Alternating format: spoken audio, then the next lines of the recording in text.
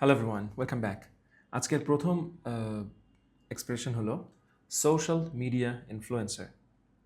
আপনারা হয়তো শুনে থাকবেন টার্মটা। যারা সোশ্যাল মিডিয়া বা অনলাইনে হচ্ছে প্রভাবশালী ব্যক্তি। এরকম আছে না অনেক আমাদের লাইফে, যে ধরেন তারা তাদের কাজ দিয়ে বা তাদের অ্যাক্টিভিটি দিয়ে, সেটা ফান অ্যাক্টিভিটি হতে পারে, উইয়ার্ড অ্যাক্টিভিটি হতে পারে, সিলি অ্যাক্টিভিটি হতে পারে, আবার প্রোডাক্টিভ অ্যাক্টিভিটি হতে পারে, রাইট? অনেক রকম।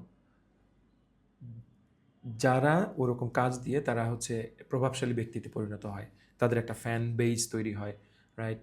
হাজার হাজার বা লাখ লাখ মানুষ তাদেরকে অনুসরণ করে সোশ্যাল মিডিয়াতে। তাদের কি বলা হয়? মূলত সোশ্যাল মিডিয়া ইনফ্লুয়েন্সার, অনলাইন প্রভাবশালী ব্যক্তি। তো একটা এক্সাম্পল দেখি। Many brands hire influencers.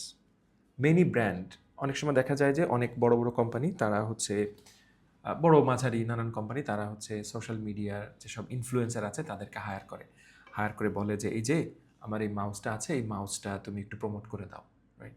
তো দেখা যায় যে সে যখন মাউসটা প্রমোট করে দেয় যে এই যে গাইস, আজকে আমি একটা নতুন মাউস আসলে মাউসটা অনেক ভালো, আমি ব্যবহার করছি, ইত্যাদি ইত্যাদি, তখন তার যে অনুসারীরা আছে সে অনুসারীদের মধ্যেও অনেকে তারা এটা কিনে, রাইট? সো এটাই হয় বিজ্ঞাপনগুলো মূলত, যাদের যাদের আমরা মানে সেলিব্রিটি দিয়ে যাদেরকে আমরা প্রমোট করাই, মূলত ঘটনা এটাই ঘটে। তো যাই হোক, এরাই হচ্ছে সোশ্যাল মিডিয়া ইনফ্লুয়েন্সার। এনিওয়ে, তো সব ইনফ্লুয়েন্সার আবার সোশ্যাল মিডিয়াতে থাকে না, এটাও ট্রু। ওকে, নেক্সট ওয়ান হচ্ছে কিক সামথিং ইনটু লং গ্রাস।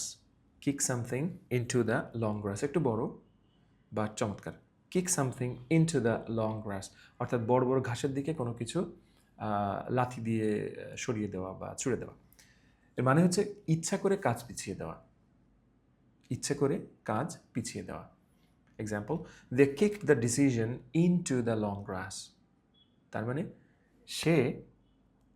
তারা হচ্ছে ডিসিশনটা না নিয়ে এটা অনেক পিছিয়ে দিল, মানে আরও অনেক পরে ডিসিশন নিবে, রাইট? এই ডিসিশন নিয়ে তারা নিল, মানে এই ডিসিশন নিয়েছে যে ডিসিশনটা অনেক পরে নিবে। So kicked the decision into the long glass, right? এখানে ডিসিশনের জায়গায় অন্য যে কোনো হইতে পারে, অন্য কোনো যে কোনো কিছু ওয়ার্ড টার্ম হইতে পারে।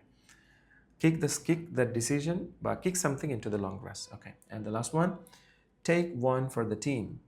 Take one for the team. এটা মিনিং খুব চমৎকার। সবার জন্য স্যাক্রিফাইস করা, সবার জন্য স্যাক্রিফাইস করা। Example, she stayed late for the team. She stayed late for the team. এখানে টিম বলতে জাস্ট ওই খেলার টিম এরকম কোনো কিছু বোঝাচ্ছে না, বা রাজনৈতিক দল না মোস্টলি, মানে অনলি টিম বলতে হচ্ছে তার মানে সেই সব মানুষ যাকে সে কেয়ার করে, রাইট? এটা ফ্রেন্ড সার্কেল হতে পারে, আবার রিয়েল লাইফে টিমও হইতে পারে, ফ্যামিলি মেম্বার্স হইতে পারে, রাইট? তো বলছে সে সবার কথা চিন্তা করে রাত জাগলো, মেয়েটা সবার কথা চিন্তা করে রাত জাগলো।